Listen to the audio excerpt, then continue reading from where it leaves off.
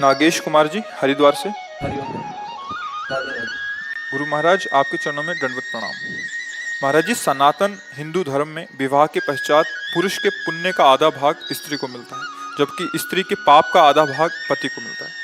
जिसे उसी में श्लोक में उद्याने च मद्यपाने राजद्वारे पिता गए बिना आज्ञान गंतव्यम वरयाचति वरांगना वरांगना, ब्याह में जो वचन भराए जाते हैं। बात यहाँ है कि जब पाणी ग्रहण करते हैं तो दोनों मित्र होते हैं, भाव वहाँ होता है। अब शरीर दो होंगे और उनके कर्म एक होंगे। हम दोनों सलाह से जो भी कार्य करेंगे धर्म में करेंगे और दोनों धर्म के प्रताप से भगवान को प्राप्त करेंगे। उसका भाव की वजह कोई भी आप मनमानी आचरण नहीं करेंगे। बिना हमारी अनुमति के आप किसी घूमने जंगल ऐसे पिता के भी गृह में या राज दरबार में या जहाँ कोई मदिरा पिए बैठा हो मद्यशाला आदि के पास बिना हमारे सानिध्य के आप नहीं जाएंगे। ऐसे हो बिना आप हमारी अनुमति के धर्म नहीं करेंगे। जो धर्म का कार्य करेंगे उसमें आप हमसे सलाह लेंगे। ये उसमें इस तरह की बातें कही गई है। उसका तात्पर्य कि हम दो शरीर देखने में रहेंगे लेकिन हमारी रुचि हमारा भाव एक ही रहेगा। अब अगर आप इस संकल्प से अलग हैं तो फिर आप पति पत्नी हैं ही नहीं, केवल नाटक हो रहा है। अगर आप वास्तविक पति पत्नी हैं तो जो आप दोनों की सलाह से सत्कर्म या जो भी त्रुटि होगी तो दोनों है ना। देखने जैसे दो हाथ हैं, ये कुछ करे तो आपको फल अलग अलग थोड़ी मिलेगा कि भाई उसने तो बाएं नहीं किया है तो दाएं नहीं किया। भोक्ता तो हम ही बनेंगे ना, हाथ हमारे दोनों। ऐसे पति पत्नी को अर्धांगिनी पत्नी को कहा गया कि आप दाहिनांग बामंग के समान है। दोनों मिलकर के जैसे गाड़ी के दो पहिए चलते हैं तो लक्ष्य एक ही तो होता है। ये थोड़ी कि बायां कहीं और ले जाएगा दायां और कहीं ले जाएगा। हाँ, अगर वो अलग अलग खुल के निकल जाते हैं तो गाड़ी ही नहीं है। नहीं, वो तो टूट गई ना, गिर गई ना। तो दाम्पत्य जीवन क्या कि पत्नी अपनी मनमानी करे, पति अपनी मनमानी करे, दोनों शास्त्र सम्मत चलें तो वास्तविक कहते हैं ये जगत भी सुखमय उसके लिए हो जाएगा। दोनों धर्म से चलें, प्यार से चलें और ये पत्नी पातिव्रत धर्म धारण करे और पति पत्नी में केवल अपना भाव, जो संसारिक भाव मान लो काम भाव है, वो केवल अपनी पत्नी में और सीमित होकर के दोनों धर्म से चले, भगवत प्राप्ति के मार्ग में अग्रसर हो जाएंगे। पर जब गर्लफ्रेंड और बॉयफ्रेंड पहले से ही बन रहे हैं तो इनमें पातिव्रत धर्म आएगा, इनमें एक पति निष्ठा आएगी, उनमें एक पतिव्रत का भाव आएगा, या पति एक पत्नी से अपने जीवन का प्यार दे देगा क्या? तो सब नष्ट ही हो रहा है। तो हमें लगता है लिखे ही रह जाएंगे ग्रंथ की बातें। धारण करने की योग्यता तो हमारी नई पीढ़ी पहले ही खो दे, नहीं खो दी। सोचो, जैसे पवित्र वस्त्र पहन करके ही यज्ञ किया जाता है, ऐसे ये शरीर वस्त्र है। इसको तब तक पवित्र रखना है जब तक ये दाम्पत्य जीवन का संकल्प न बन जाए। और ऐसा हो रहा है क्या?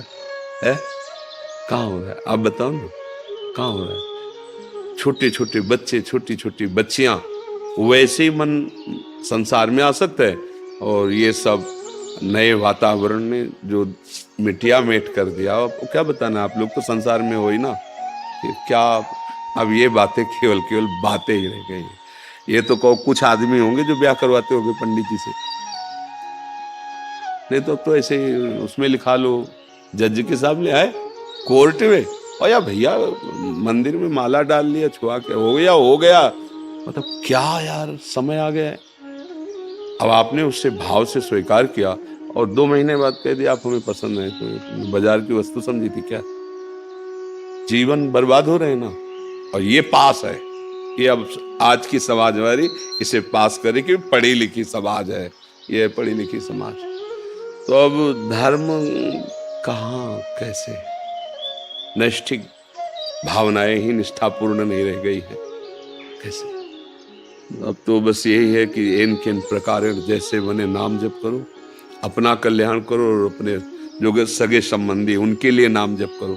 वो जप करे ऐसी भावना हम जप करके उनके लिए भी नाम, कि तुम पुत्र हो, तुम पत्नी हो, तुम्हारी बुद्धि शुद्ध हो, तुम्हारे अंदर सद्भावनाएं आवे। बस यही हमारी शिक्षा तो यही। पत्नी नाम जप करे, कहोगे नाम जप करो, नहीं करेगी तुम्हें गुस्सा आएगा, लड़ाई झगड़ा करो। आप नाम जप करो, आप उसका मंगल करो। तो हमारी समझ में अब तो ये बात आ रही कि ये बातें निर्वाह करना कैसे हो सकता है। आप हमें बताओ, अच्छा कैसे हो सकता है? अभी तो थोड़ा, अभी तो है थोड़ा, आगे जो आएगा वो लिखा है शास्त्रों में, नहीं माने को अनुजा तनुजा, बेटी बहन की सुरक्षा घर में ही नहीं होगी। असुरक्षित जीवन, पशुवत जीवन।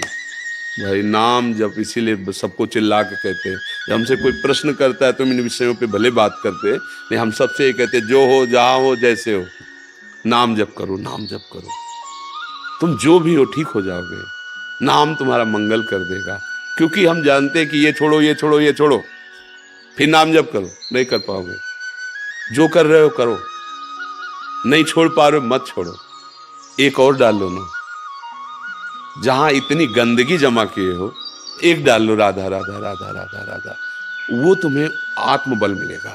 तब तुम अपने आप सब छोड़ दोगे, ग्लानि होगी। आप एक नवयुवक कभी कल या परसों था, वो रो के कह रहे थे, बड़े अच्छे पोशाक में थे, रो के कह रहे थे कि मुझे अब रोज ग्लानि होती कि मैंने ऐसे ऐसे काम किए, मैंने ऐसा ऐसा खान पान किया, महाराज जी कैसे क्षमा होगा, मेरा हृदय जल रहा है। हमका यही क्षमा हो रहा है, देखो ना नाम ने कैसा किया कि जो पूर्वकृत कर्म है उनके प्रति जो पश्चाताप, ग्लानि, यही सबसे बड़ा उत्तम उन्नति का मार्ग है। तो देखो अब कहें आप ये छोड़ो, ये छोड़ो, आपको कैसे छोड़ें? राधा राधा जपना शुरू करो, अब ये आपको पावर देगा, तो अपने आप सब छूटता चला जाएगा। फिर उसका जो परिणाम है वो भस्म हो जाएगा आपकी जलन से। यार कितना मैं नीच हूँ, कैसा अधम हूँ, ऐसा क्यों किया, ऐसा, हे भगवान क्षमा कर दो, कभी नहीं करेंगे। हो गया क्षमा। जो हृदय जलन होता है ना, वो शांत हो जाता है। तो इसलिए भाई जहां तक हो सके इन सब विचारों को छोड़िए, नाम जप कीजिए, और पत्नी में भी भगवत भाव रखिए, परिवार में भी भगवत भाव रखिए, और अपने कर्तव्य का ध्यान रखिए कि मेरा पत्नी के प्रति क्या कर्तव्य है, मेरा धर्म क्या है, उसका धर्म क्या है। उसके विषय में ये समय के अनुसार अगर तुम शिक्षण देने चलोगे तो तुम अपने धर्म को खो दोगे, फिर तुम्हें क्रोध आ जाएगा, फिर तुम उससे जलन पैदा करने वाला व्यवहार करने लगोगे, और हो सकता है क्रोध में हिंसा आदि दोष बड़े बड़े हो जाते हैं। इसलिए हमारी प्रार्थना है, हम अपने कर्तव्य, हमारी पत्नी आई है हमारे पास, मेरा उसके प्रति क्या कर्तव्य, बस। आप कभी दुखी नहीं हो सकते। वो जो करे, मालिक है ना, ईश्वर है ना, उसका मन ही उसको दंड देने लगेगा। शांत भाव से अगर वास्तविक सुख लेना है तो सिर्फ अपने कर्तव्य पर ध्यान देना है। ये पुत्र है, मेरा कर्तव्य इसके लिए क्या है, ये पिता है, मेरा कर्तव्य इसके लिए, उनका मेरे प्रति क्या व्यवहार है नहीं देखना। ये देखोगे तो कर्तव्य निर्वाह कर ही नहीं सकते, मेरी बात मान लेना। अगर मरीज का व्यवहार क्या है डॉक्टर के प्रति ये देखे ना, तो कभी वो डॉक्टर ही नहीं कर पाएगा। वो अपने कर्तव्य को देखता है, तो रो चिल्ला, लात मार, हाथ मार, बांध इसके हाथ पैर, और ऑपरेशन करता है, इंजेक्शन लगा देता है। बस अपने को ये समझना है जैसे पागल खाने में हो ना, और डॉक्टरी करनी हो तो कहीं से भी थप्पड़ पड़ सकता है, कहीं से भी गाली मिल सकती है, पर वो पागल है, उन्हें में सुधारना है। ऐसे चलना होगा भैया, कलयुग है। अब का जो स्वभाव स्वरूप आएगा वो तुम्हारे अनुकूल नहीं आएगा, तुमको देखना है अपने कर्तव्य को। अगर ऐसे चलोगे तो ठीक हो जाएगा। क्यों, इसमें कोई तर्क है?